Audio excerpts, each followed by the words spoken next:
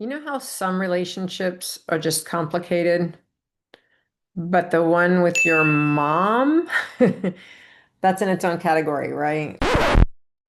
Hey, really quick interruption to this episode. If you're struggling to lose weight and you're over 40, your metabolism is not broken. You just need a strategy that works for your body now.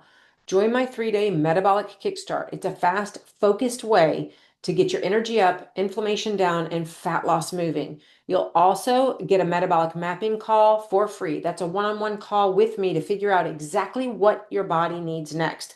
Grab your spot at the link in the show notes. That's what I'm going to talk about today. If you're in your 50s and you are lucky enough to still have your mom here, you probably know exactly what I mean. There's history, there's love, there's maybe a little baggage too. Okay, well, maybe there's a lot of baggage. And yet there's also this awareness that time is ticking. We want to preserve the relationship, we want to make the most of it, but we also don't want to slide back into some of the toxic patterns, I would say, that might have been there in the past. And hell, maybe they've been there for years, right? It's like it's like wanting to hug someone, but also wanting to keep your armor on sometimes. I have talked a ton about this with women who I coach in my 12-week program and in next level coaching. And it seems there's a common pattern of complicated relationships with our moms among women who are intelligent and educated and very driven. There's just I've noticed this common pattern because it comes up over and over and over the years. It's like there's something that changes in us at this age, right? We don't just see mom as mom anymore. We see her as a woman who's lived her own complicated life, just like we're living ours. But that doesn't erase the fact that sometimes maybe like when we walk into her kitchen, somehow we're 14 again. And I don't know, she's telling us that we're loading the dishwasher wrong. I mean, nothing can time travel you back to your teenage years faster than a comment from your mom. Am I right? So, if you know what I'm talking about and you're sitting there going, oh my gosh, that is so my relationship, I want to give you 4 practical tips today for boundaries and connection. That's how I talk about this with my clients. It's about boundaries and connection. One, decide what topics are safe zones and what topics are off limits. Not every conversation has to be an all access pass to your soul. This is a big one that clients and I talk about. You can protect certain areas without there being a wall. It's a fence. Think of it that way. It's a fence with a gate that you control. You do not have to talk about everything with your mom, and you get to decide what's off limits. So that's one of my first tips. Second, make the time you spend together very intentional. Plan visits or plan calls if you're not close around something that you will both enjoy so that when you're visiting or when you're talking to each other, it's not just out of obligation, right? I mean, you're not a teenager stuck at the dinner table anymore. You get to curate this experience. And so just like when you put boundaries around conversations, you can curate the kind of experience that you have with your mom and make one about something that you both enjoy. I'll give you an example. My mom lives a few hours for me. And I will admit we've had a complicated relationship over the years, but as our relationship has grown a lot closer and as I have been intentional about cultivating that relationship now that I'm in my 50s and she's in her later 70s, especially it is more top of mind to me. She'll come and visit and she will stay with me for a few days. And I make sure that I take time off of work during those times. And we plan certain outings. For example, there's a nursery here called Archie's. Shout out if anyone is in the Fort Worth area and they know this nursery. It's a really cool nursery.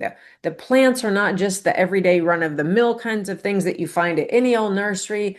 They have pottery and pots for plants and different kinds of, I'll say, even art pieces that are very organic. And we love going there together. She absolutely adores that. So it's a special time. And I make sure that I create an experience while she's here that we're both going to enjoy. And there'll be memories. Whew, did my voice just crack? There'll be memories that I have long after I lose her of us walking through Archie's together and buying certain things while we're there that are in my home that I will always remember her in those times. Oh my gosh, what a freaking crybaby today. So that's my second tip.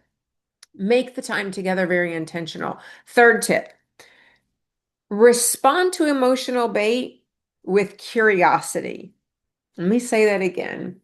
Respond to emotional bait, B-A-I-T, with curiosity instead of reacting defensively, because we all know we have those trigger points, right? We have those buttons that if you have a complicated relationship with your mom, that button can get pushed at different times, right? But instead of reacting defensively when the button gets pushed, say something like, "Well, that's interesting. Why do you feel that way?" That kind of a shift in how you respond can shift you from being in battle mode into curiosity mode or exploration mode. And that one small change can completely alter what comes after in that conversation. Fourth tip, create shared rituals. Do things that, and this kind of goes along with curating experiences, but do things together that can be rituals that are just yours. Perhaps if your mom is close enough, you can have a standing coffee date if you both enjoy coffee. Create a yearly outing if maybe you don't live close enough to get together very often, but you could plan and make it a ritual that you have this yearly outing around something that you both enjoy. Or do something small that kind of becomes just your thing. It's the glue that holds a relationship together, or it definitely can hold a relationship together, even when other pieces of the relationship feel messy, right? And look, I don't mean to imply or explicitly state even that you've got to fix decades of history. That's not the point.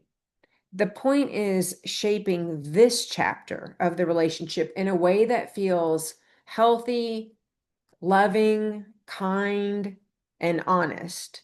And if your mom is still here, like mine is, you have a chance to make choices about how you show up in that relationship. Maybe that means showing up with more grace. Maybe it means showing up with more boundaries. And maybe, if we're lucky, it means both. You get to decide what your relationship with her looks like now. And that decision it might just be the thing that lets you enjoy the time you still have together. Because we all know time is not infinite. Not the time we have anyway, right? You can keep the love, lose the landmines, and still be you.